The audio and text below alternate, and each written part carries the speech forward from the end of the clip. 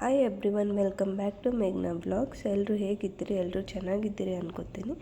ಇವತ್ತಿನ ವ್ಲಾಗಲ್ಲಿ ರೈಸ್ ಮತ್ತು ಸಾಂಬಾರು ಜೊತೆಗೆ ಏನಾದರೂ ನೆಂಚ್ಕೊಳ್ಳೋಕ್ಕೆ ಬೇಕನ್ಸುತ್ತಲ್ಲ, ಆವಾಗ ಈಸಿಯಾಗಿ ಮಾಡ್ಕೊಳ್ಳೋ ಆಲೂ ಫ್ರೈ ಹೇಳ್ಕೊಡ್ತೀನಿ. ಅದಕ್ಕೆ ಮೊದಲು ಮಸಾಲ ರೆಡಿ ಮಾಡ್ಕೋಬೇಕು. ಆ ಮಸಾಲೆಗೆ ಬೇಕಾಗಿರೋ ಸಾಮಗ್ರಿಗಳು: ಉಪ್ಪು, ಅಚ್ಕಾರದ ಪುಡಿ, ಅರಿಶಿಣ, ಧನಿಯಾ ಪುಡಿ, ಗರಂ ಮಸಾಲ ಮತ್ತು ಮಸಾಲ ಖಾರ ಅಂಥೇಳಿ ಇದನ್ನೆಲ್ಲ ನೀಟಾಗಿ ಮಿಕ್ಸ್ ಮಾಡ್ಕೊಬೇಕು. ಅದಾದಮೇಲೆ ಒಂದೆರಡು ಆಲೂಗಡ್ಡೆನ ನೀಟಾಗಿ ವಾಶ್ ಮಾಡಿ ಅದ್ರ ಸಿಪ್ಪೆನೆಲ್ಲ ತೆಗೆದು ನೀಟಾಗಿ ತೆಳ್ಳಗಿರೋ ಸ್ಲೈಸನ್ನು ಕಟ್ ಮಾಡ್ತಾ ಹೋಗಬೇಕು.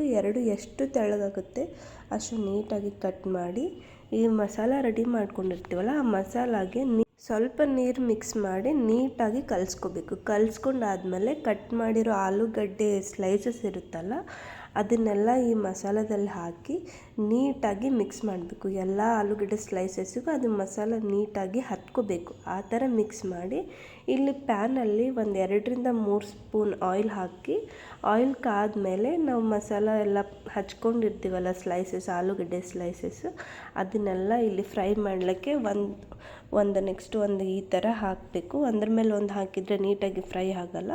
ಸೊ ನೋಡ್ಕೊಂಡು ಹಾಕಿ ಒಂದು 5 ಮಿನಿಟ್ಸ್ ಆದಮೇಲೆ ಅದು ಕೆಳಗಡೆ ಫ್ರೈ ಆಗುತ್ತೆ. ಸೊ ಅದನ್ನು ತಿರುವಿ ಹಾಕಿ 2 ಕಡೆ ನೀಟಾಗಿ ಫ್ರೈ ಮಾಡಿಕೊಂಡ್ರೆ ಆಲೂ ಫ್ರೈ ರೆಡಿ.